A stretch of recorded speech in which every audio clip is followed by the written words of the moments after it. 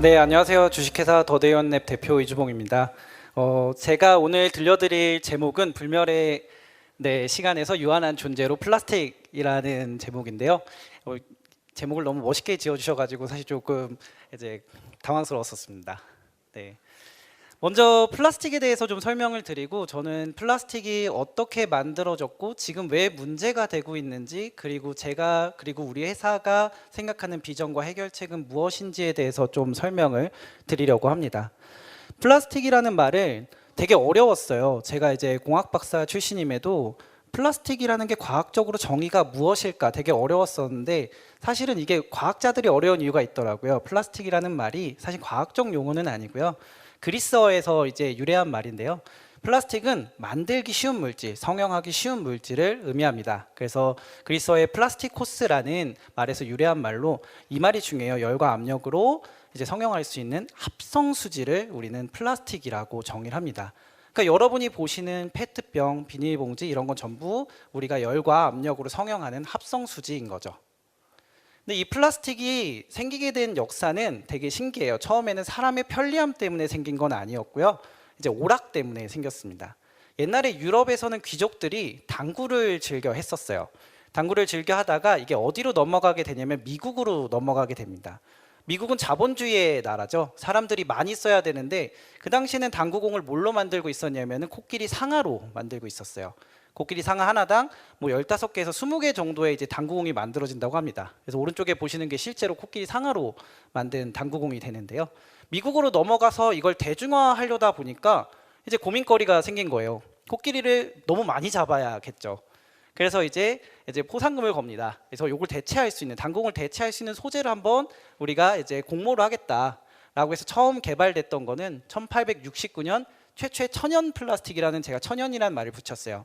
왜 그러냐면 이 셀룰로이드라는 성분은 이제 나무에서 유래하는 셀룰로스 계열의 천연 물질이에요. 네. 그런데 지금은 이 셀룰로이드를 자주 볼 수 있느냐? 그렇진 않아요. 여러분이 이제 주변에서 흔히 볼 수 있는 셀룰로이드 소재는 뭐가 있냐면 탁구공이 있습니다. 거의 유일하게 탁구공에만 사용되고 있습니다. 지금은. 그러면 플라스틱의 역사의 시작은 1869년이냐? 제가 아까 전에 말씀드리길 합성 소재라는 기준이 있었잖아요. 실제로 플라스틱은 일반적으로 이때를 시작으로 많이 얘기를 합니다. 1907년에 베이클라이트라는 소재인데요. 페놀하고 포르말데히드는 쉽게 생각하시면 개구리를 우리가 과학 시간에 볼 때 어떤 액체 안에 담겨져 있죠. 포르말린이라는 성분인데 그 성분과 유사하다고 생각하시면 돼요. 그러면 페놀하고 포르말데히드를 섞으면은 막 섞다 보니까 열을 가하면 가할수록 딱딱해지는 거예요. 이거를 열 경화성이라고 합니다. 그래서 이 소재가 처음으로 발견되었고, 열과 어떤 외부의 충격에 강하기 때문에 전선 피복제로 많이 사용이 되기 시작했어요. 이때가 플라스틱의 첫 시작이라고 많이 얘기를 합니다. 그러면은 지금으로부터는 대충 이제 한 120년 정도 시간이 된 거죠. 근데 이렇게 만들어진 플라스틱이 다양하게 사용되기 시작했어요. 그러면서 여러 산업의 발전을 이루게 됩니다. 어떤 산업들이 발전하게 되냐면 제일 먼저 의료 산업을 예로 들 수 있어요. 기존에는 우리가 치료를 하기 위해서는 대부분 유리를 썼었어요. 그러면 이걸 살균하고 세척하는데 상당히 많이 힘들었겠죠. 옛날 기술로는. 그리고 실제로 그게 살균과 세척이 잘 되지도 않았을 거예요. 그러다 보니까 감염 이슈가 있었겠죠. 근데 플라스틱 제품들이 발견되면서 우리가 되게 안전하게 이런 혈액 봉투 등 다양한 수술과 관련된 물질들을 보관할 수 있게 됩니다. 그러면서 의료의 발전이 일어났어요. 두 번째로 뽑을 수 있는 거는 음악의 발전입니다. 그래서 제가 레코드판을 갖다 놨는데요. 실제로 옛날에 여러분 플로피 디스크부터 시작해가지고 다양한 물질들이 플라스틱으로 이루어져 있습니다. 그래서 플라스틱이 발견되면서 실제로 음악이라든지 다양한 문화, 예술이 발전하게 되죠. 그리고 자동차도 들 수가 있어요. 자동차 안에도 내장재에 많은 류의 플라스틱이 들어가게 되겠죠. 그러면서 모빌리티 산업이 발전하게 됩니다. 그래서 우리가 처음에는 오락을 이유로 만들었던 플라스틱이 점차 사람의 편익 향상에 도움이 되기 시작하는 거예요. 옛날에 플라스틱이 처음 발견되고 우리가 플라스틱으로 다양한 물질들을 만들 때는 어떤 니즈가 있었냐면 환경에 대한 고민을 하지 않았어요. 왜냐하면 우린 불편한 게 더 컸거든요. 불편한 게 더 크니까 불편함을 해소하기 위해서 기술을 발전시켰죠. 그게 산업혁명이 됐고요. 그러다 보니까 점점 더 플라스틱을 쓰면서 너무 편한 거예요. 일회용품을 만들기 시작했죠. 일회용 컵부터 시작해서 뭐 일회용 수저, 그리고 오른쪽에 보시는 일회용 비닐봉투 같이 다양한 일회용품들을 만들었어요. 이때까지만 해도 우리는 이런 생각을 하지 못했어요. 플라스틱이 유해할 수 있겠구나 라는 생각을 사실 하지 못했었습니다. 한국만 하더라도요, 페트롤 소재 수지 생산 기술이 1900년도 후반에 1950년이 지나서야 이제 자리를 잡기 시작해요. 그러면 이 플라스틱이 실제로 이렇게 많이 쓰이게 된 지는 그렇게 오랜 시간이 지나지 않았다는 뜻이죠. 당연히 환경에 대해서 유해할 거라고 생각할 수가 없었겠죠.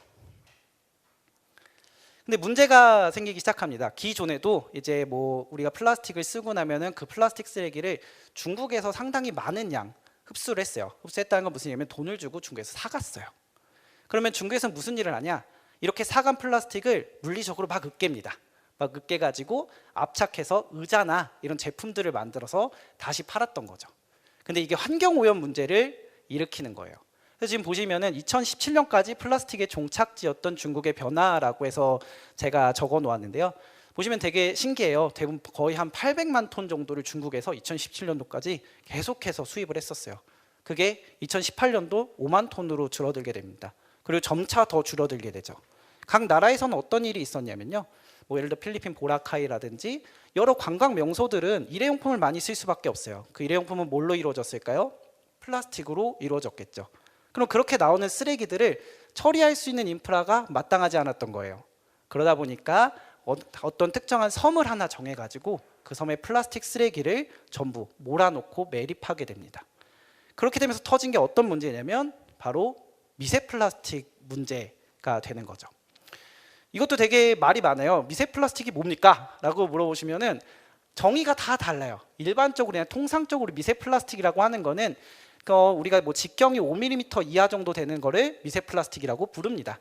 그러면은 그거보다 조금 더 낮아져 가지고 마이크로 단위다. 그럼 마이크로 플라스틱이라고 부르고요.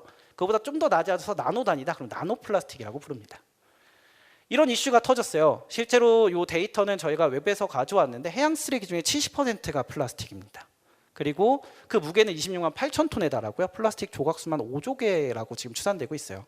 빨갛고 주황색이 플라스틱 쓰레기가 많은 구간입니다. 우리나라 한번 찾아보시면 재밌습니다. 우리나라 보시면은 이 빨간색 한가운데 있어요. 실제로 네이처 자매지의 연구 결과에 따르면은 전 세계에서 미세 플라스틱 농도 높은 탑 3에 인천 앞바다랑 낙동강 하구가 들어가요. 그때까지만 해도 이런 얘기들이 있었어요. 미세 플라스틱 우리한테 되게 유해한 거 아니냐. 그러니까 그거에 대한 대답이 뭐였냐면 이게 보통 150 마이크로미터 이하 정도까지는 크게 체내에 흡수되지 않는다 이상은 그 밑은 이제 잘 모르겠다 이런 식으로 얘기가 있었어요. 근데 최근에는 어떤 연구 결과가 밝혀지고 있냐면 어떤 사람들의 혈액을 채취했더니 그 중에 70%의 미세 플라스틱이 존재해요. 더 충격적인 거는 아이가 있죠. 유아에서도 미세 플라스틱이 발견되고 있습니다. 어느 정도 발견되느냐? 영유아 태변에서 성인의 10배 농도가 검출되고 있습니다. 근데 어떤 물질이냐면 페트류예요. 페트라는 건 간단해요. 여러분 드시는 페트병이 전부 PET, 사실은 폴리에틸렌 테레프탈레이트라는 소재로 만들어진 병입니다. 근데 이것의 분해 산물인 미세 플라스틱이 갓 태어난 아이 태변에서 성인의 10배가 검출되고 있는 거예요. 이 얘기는 무슨 얘기냐면 우리 산모를 통해서 아이에게 미세 플라스틱이 전달된다는 거죠. 여러분이 익숙하지 않을 수 있는 폴리카보네이트라는 소재도 성인하고 영유아 태변에서 검출되는 양이 거의 비슷합니다. 이건 어디서 많이 쓰이냐면 달에 처음 착륙한 아폴론 우주선의 그 우주복을 보시면은 앞면이 유리 같은 게 있어요. 앞을 보기 위해서. 이게 폴리카보네이트라는 투명한 플라스틱입니다. 네. 이렇듯 우리는 미세 플라스틱으로부터 안전하지 않은 삶을 살고 있어요. 저희가 서울대학교 연구팀하고 테스트해서 폴리스티렌이라는 나노 플라스틱이 실제로 체내에서 어떻게 퍼져나가는지를 한번 테스트해봤어요. 영상이고 이게 당연히 혈관인데요. 초록색이 미세 플라스틱입니다. 보시면 나노 사이즈가 되면 혈관을 그냥 투과해서 퍼져나가 버려요. 그러니까 인체에 충분히 유해할 수 있고 어떤 유해성을 갖는지가 지금 막 학계에서도 계속해서 연구가 되고 있는 상황이에요. 다음 문제는 이산화탄소 문제로 연결이 됩니다. 우리나라에서 많은 양의 플라스틱을 소비해요. 실제로 한국은 플라스틱 소비량 3위에 해당하는 국가인데 1년간 소비하는 플라스틱의 양이 60만 톤 정도 됩니다. 근데 이 플라스틱 산업의 또 다른 문제가 바로 이산화탄소 발생이에요. 그래서 보시면은 2050년 추산치가 6.5 기가톤의 이산화탄소를 어느 산업에서 플라스틱 산업에서 배출시킬 거라고 예견되고 있어요. 근데 이렇게만 말하면 그게 어느 정도 양인지 잘 모르잖아요. 그래서 예시를 가져왔어요.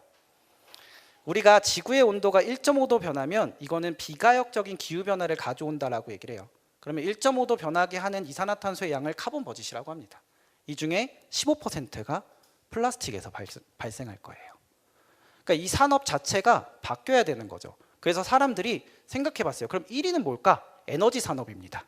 에너지 산업 이산화탄소가 많이 발생하는데 그러면은 석탄 공장이랑 비교를 한번 해보자. 비교를 해봤더니 어떤 일이 있냐면 이렇게 됩니다. 되게 신기한 게 플라스틱을 생산하고 가공하는 과정에서 전체의 91% 이산화탄소가 배출됩니다. 이걸 석탄 공장으로 환산하면은 약 1,300개의 석탄 공장을 돌리는 거랑 똑같아요. 나머지 9%는 언제 나오냐? 이거를 폐기할 때 나오게 됩니다. 자, 생산하고 가공하는데 91% 이산화탄소가 나온다는 얘기는 바꿔 말하면 소재를 바꾸지 않으면 이 문제는 해결되지 않는다라는 뜻이에요. 그래서 사람들이 해결하려고 재활용을 하려고 합니다. 재활용 너무 좋은 산업이에요. 근데 이게 그러면 근본적인 플라스틱 문제를 모두 해결할 수 있느냐? 그게 아니라는 걸 보여드리기 위해서 제가 가져왔어요. 1년간 83억 톤 정도의 총 플라스틱이 생기고요. 밑에 보시면 재활용되는 플라스틱은 한 번 재활용되는 게 5억 톤 정도 됩니다. 그리고 다시 한번 재활용될 수 있는 게 1억 톤 정도. 나머지는 대부분 소각되거나 1회 재활용된 다음 버려집니다. 재활용 기술에는 한계가 있어요. 왜 그럴까요? 아까 말씀드렸다시피 플라스틱이 유해할 줄 몰랐어요. 그러니까 단일 소재가 아닌 복합 소재로 만들었어요. 무엇을 위해서? 우리의 편익을 위해서. 단일 소재보다 여러 가지 기능을 갖는 복합 소재가 훨씬 더 편하겠죠. 근데 그렇게 만들면 단일 소재가 아니기 때문에 재활용하기는 당연히 어려울 거예요. 실제로 실효성 있게 재활용되고 있는 소재 중에 하나로 얘기를 하는 게 거의 이제 유일하기도 한데 페트 소재입니다. 근데 페트 소재 같은 경우에는 우리가 페트병을 쓰잖아요. 그러면은 그거를 재활용해 가지고 만들 수 있는 거는 섬유 형태만 가능합니다. 현재 기술로는. 페트를 재활용해서 페트병이 나오지 않아요. 되게 어려운 문제죠. 그러니까 재활용으로 해결할 수 있는 것들은 재활용으로 해결해야 되지만 결과적으로 우리가 줄여야 하는 거는 버진 플라스틱이라고 해서 처음으로 사용되는 플라스틱이고 그건 대체해야 돼요. 그래서 대체 소재를 만들기 위해서 나온 게 이런 생분해 소재입니다. 재밌는 건 제가 이제 특허 수를 비교를 한 건데요. 오일 쇼크 때 이제 석유의 그 가격이 올라가게 되면서 원유가가 올라갈 때 이 특허들도 올라가게 돼요. 왜냐하면 원래는 이게 싸서 썼는데 생각보다 싸지 않을 수 있네라는 인식들을 하거든요. 그럼 진짜 대체해야겠다라는 생각을 하게 되죠. 그렇게 해서 만들어지기 시작한 게 바이오 플라스틱입니다. 근데 문제가 있어요. 이 바이오 플라스틱 같은 경우에는 어떤 녀석들이냐면 우리가 일반적으로 플라스틱 소재는 생분해가 되냐 안 되냐, 화석연료냐 바이오매스냐로 구분하고 오른쪽 상단에 있는 게 일반적으로 우리가 말하는 바이오 플라스틱입니다. 작은 의미의. 근데 어떤 문제가 있냐면 이런 문제가 있어요. 바이오 플라스틱이라는 거는 인증 자체가 어떻게 되냐면 사용하다가 플라스틱이 갑자기 녹아서 사라지면 안 되잖아요. 그러니까 무슨 형태로 인증을 하냐면 58도 정도의 온도. 이게 얼마나 높은 온도냐면 여러분이 목욕탕을 가서 목욕하실 때 이제 보통 그 물의 온도가 40도 후반 정도 됩니다. 그러면 뜨거 하는 온도인데 58도를 유지해 줘야 돼요. 그리고 하이 휴미디티라고 적어놨는데 75% 정도의 상대 습도가 있어야 됩니다. 거기에 미생물이 엄청 많아요. 그러면 내가 그냥 비닐을 넣어가지고 분해되는 걸 보는 게 아니라 그 비닐을 가루 형태로 갈아요. 그래서 그게 얼마만큼 이산화탄소와 물로 분해되는지를 보는 게 생분해 인증입니다. 근데 한국에 이 인프라가 없습니다. 그래서 그린워싱 얘기가 나오고 있죠. 이런 얘기들이 그래서 나오고 있는 거예요. 생분해가 들어갔다고 모두 친환경 플라스틱은 아니다. 혹은 새롭게 적용되는 일회용품 규제해서 이제 마트에서 보는 우리 생분해 봉투 같은 것들 더 이상 이제 지급 안 하기로 얘기가 되고 있잖아요. 이런 이유들입니다. 저희는 조금 다르게 생각을 했어요. 그 기존에 석유계 플라스틱이 있었고 이 문제를 해결하려고 나온 게 생분해 소재였어요. 근데 두 소재 모두 결론적으로 말씀드리면 아까 전에 플라스틱의 정의가 뭐라고 말씀드렸죠? 합성 소재라고 말씀드렸잖아요. 이 두 소재는 모두 합성 소재입니다. 근데 저희가 생각했던 거는 어디에서 달랐냐면 그러면 아예 모노머를 만들고 다시 이걸 여러 개를 중합시키는 합성 소재 말고 자연에 있는 물질, 예를 들면은 우리가 먹는 탄수화물이나 단백질을 가지고 플라스틱처럼 움직일 수 있게 할 수 있지 않을까? 그래서 이 기술에 매달렸습니다. 그래서 천연 소재를 처리해 가지고 어떻게 하면 우리가 먹는 뭐 설탕 아니면 뒤에 있는 나뭇잎 같은 것들 가지고 비닐봉투라든지 아니면 마우스 프레임이라든지 뭐 여러 가지 다양한 플라스틱들과 유사한 물성을 구현할 수 있을까에 매달렸고, 그러다 보니까 기존에는 생분해가 필요했어요. 왜냐하면 자연에 없던 물질을 합성했거든요. 그러면 이 합성된 물질이 진짜로 자연에 무해한지 검증하는 건 엄청나게 오랜 프로세스가 걸립니다. 방법은 딱 하나밖에 없어요. 원래 안전하다고 알려진 이산화탄소랑 물로 분해시키는 거죠. 그게 생분해였어요. 저희는 이미 자연에 있는 물질을 가지고 플라스틱처럼 거동하게 하기 때문에 이 물질이 다시 하나하나의 실칼의 형태로 풀어지게 되더라도 환경에 무해합니다. 이게 저희가 제시하는 자연분해의 개념이에요.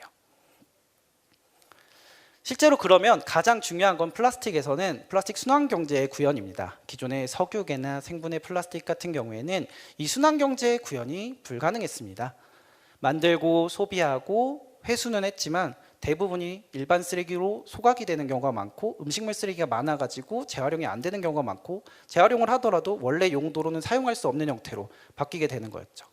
저희는 자연에서 가져와서 소비하고 가져가서 다시 자연에 두면 자연에 그대로 양분 형태로 돌아가고 그 자연에서 다시 우리가 소스를 가져오는 형태의 비즈니스를 생각했고 저희가 하는 비즈니스가 바로 이런 자연순환 비즈니스입니다. 그러면은 저희 소재는 뭐가 다르냐? 크게 세 가지 장점이 있습니다. 첫 번째로는 해양 쓰레기를 없애고 별도의 인프라 없이 분해가 됩니다. 저희가 외부로 테스트 자료를 많이 이제 보여드리는데 보통 해양에서는 이제 2주 정도면 완전히 분해가 되고요. 토양에서는 2달 정도면 소재가 이제 분해가 됩니다. 두 번째로는 지구온난화를 해결할 수 있는 높은 이산화탄소 저감 효과를 가지고 있습니다. 자연 물질은 일반적으로 석유계 소재와 비교를 했을 때 훨씬 더 많은 이산화탄소를 감축시킬 수 있어요. 저희가 롤트롤 공정이라는 특정 공정에 대해서 탄소중립연구원의 이제 결과를 받은 결과에 따르면 최대 86%까지 이산화탄소 저감이 가능합니다. 마지막은요, 인체에 무해하고 미세 플라스틱을 발생시키지 않는 소재라는 점이 차이점이죠. 하나씩 보여드릴게요. 이제 영상인데요. 저희가 실제로 한 24도 정도 되는 바닷물 떠와서 온도를 높여가지고 해수호를 거기 살게 하면서 테스트를 했어요. 가장 왼쪽이 저희 필름이고요.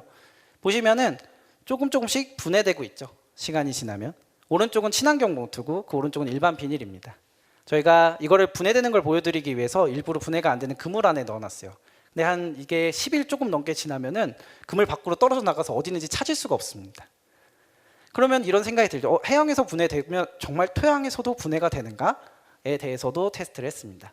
그래서 요거는 저희가 관악산에서 흙을 퍼서 직접 테스트를 했고요. 왼쪽 두 개가 저희 소재고 가운데 친환경 인증을 받은 봉투, 오렌지 껍질, 종이류 이렇게 있습니다. 한번 영상을 한번 봐볼게요. 꽤 오랫동안 이제 저희가 테스트를 했는데요. 보시면 왼쪽에 두 개 저희 소재 같은 경우에는 분해가 되면서 조금씩 사라지는 걸 확인할 수 있어요. 같은 시간 동안 오른쪽 위에 있는 오렌지 껍질도 썩고 있죠. 실제로 저희 소재가 오렌지 껍질하고 유사한 정도로 빠르게 분해가 되고요. 동일한 기간 동안 종이류는 보통 1, 2% 정도 분해가 되고 친환경 소재는 전혀 분해되지 않습니다. 이거는 제 주장이 아니라 PLA 소재는 실제로 자연에서 특히 일반 토양에서는 생분해도가 0%라고 논문으로 밝혀져 있습니다. 그리고 저희는 좀 더 추가적으로 자연물질이기 때문에 인체에 무해하지 않을까라는 가설을 세웠고 이걸 서울대학교 연구팀하고 검증하고 있습니다. 저희가 지금까지 확인한 결과는 두 가지 이제 피부에 관련된 세포인데 이 두 가지 세포에서 간단하게 말씀드리면 세 번째 줄에 HA라고 있죠. 이게 여러분 안약이나 연고에 많이 들어가는 히알루론산입니다. 이 히알루론산은 일반적으로 인체에 대한 무해성이 잘 알려진 소재고요. 저희가 그와 유사한 정도의 인체 무해성을 가지고 있습니다. 그래서 여기서 끝난 게 아니라 그러면 진짜 인공 피부 플랫폼에서도 무해할까라는 생각을 해봤어요. 그래서 서울대학교 연구팀이 가지고 있는 인공 피부를 만드는 플랫폼에 저희 소재를 녹여가지고 주입을 해봤습니다. 그게 가장 아래쪽에 나와 있는 이미지인데요. 컨트롤은 아무 처리도 안 했을 때 잘 자란 인공 피부고요. 오른쪽 저희 이제 이노션 소재를 기준으로 했을 때 보시는 바와 같이 혈관, 빨간색이 혈관이거든요. 혈관이 잘 자라고 그로 인해 양분이 공급이 잘 되고 세포가 양분을 받아서 또 이제 세포도 잘 자라는 것을 확인했습니다. 저희가 하고 싶은 거는 플라스틱 패러다임의 전환이에요. 패러다임 전환이 돼야 되는 이유는 아까 말씀드렸던 것처럼 우리가 오락 때문에 발견했고 편익을 위해 발전시켰던 플라스틱이 환경에 유해했고 그렇기 때문에 지속 가능하지 않았습니다. 지금 우리 현대 사회인들은 두 가지 방법으로 이를 해결하려고 하고 있어요. 첫 번째가 재활용이고요. 재활용으로는 근본적인 해결이 안 됩니다. 그렇기 때문에 대체 소재가 필요한 거고요. 저희는 그 대체 소재를 연구하고 있고요. 저희 소재를 가지고 이제 제품화했을 때 모든 게 다 현재 가능하진 않아요. 자연 소재로서. 근데 이제 이런 모든 것들을 구현하고자 저희가 계속해서 제품 개발을 하고 있는 거고요. 그래서 저희가 타겟팅하고 있는 여러 가지 제품들 중에 뭐 일반적인 플라스틱뿐만 아니라 음식을 포장하는 것들, 그리고 리지드 패키징이란 건 뭐 샴푸통 같은 거 생각하시면 될 것 같아요. 그리고 농업용 제품들, 멀칭 필름이라든지 여러 가지 생분해를 원하는 소재들이 있거든요. 그리고 우리가 어망이라든지 어구 같은 제품들 저희가 타겟팅을 하고 있습니다. 그럼 실제로 제품화가 가능한가라는 생각을 하실 수 있는데, 네, 실제로 제품화가 가능하고 저희 같은 경우에는 LG에서 LG 통해 가지고 이제 글로벌 챌린지에서도 한번 소개를 했었고요. 그다음에 오른쪽에 보시는 것처럼 구부림 전시라고 하는데, 이제 서울대학교 디자인 팀하고 같이 저희 소재를 가지고 오른쪽과 같이 천연 소재를 가지고 만든 이제 백 형태로 해가지고 제품을 계속해서 선보이고 있습니다. 최근에 이제 기업에서도 많은 관심을 갖고 연락을 주셔서 실제로 소재 판매로 이어지고 있고요. 저희는 이런 비전을 가지고 있어요. 그 플라스틱이 1907년도에 처음 만들어졌다라고 아까 말씀해 주셨는데, 저희는 플라스틱의 역사가 130년에 끝날 거라고 생각합니다. 그리고 그 끝을 우리가 이끈다라는 생각으로 일하고 있습니다. 네, 지금까지 주식회사 더데이온랩의 이주봉이었습니다. 감사합니다.